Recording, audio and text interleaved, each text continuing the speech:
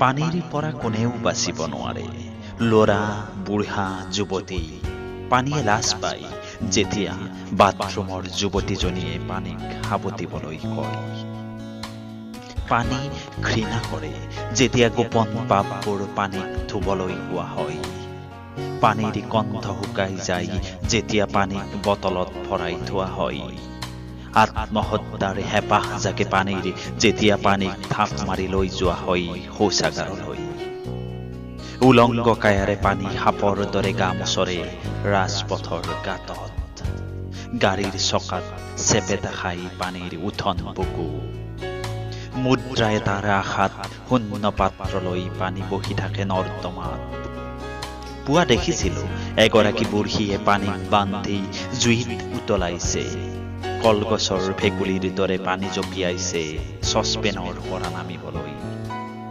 পানী সুখী হয় যেতিয়া যুদ্ধত খেদা খোৱা সৈনিকে দৌৰি ফুৰে পানীৰ ভঙা অংগবোৰ বিচাৰি।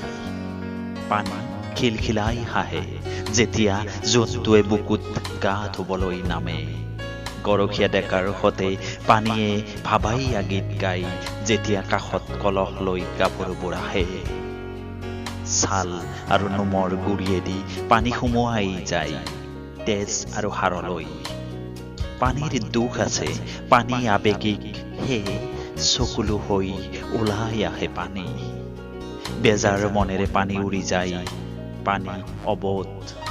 পানী আজন্ম প্ৰেমিক, পানীয়ে নাজানে প্ৰতাৰণা, সেয়ে পানীয়ে বাৰে বাৰে প্ৰেমত পৰে মাটিৰ। অনাই বনাই পানী ঘূৰি ফুৰে পৰ্বত পাহাৰ, পথাৰ চোতাল, চৰাঘৰ, ৰান্ধনী ঘৰ আৰু গোহালি ঘৰলৈ। পানী সোমাই যায় প্ৰেম বিচাৰি। মানুহে পানীক নুবুজি নাম দিয়ে বানপানী।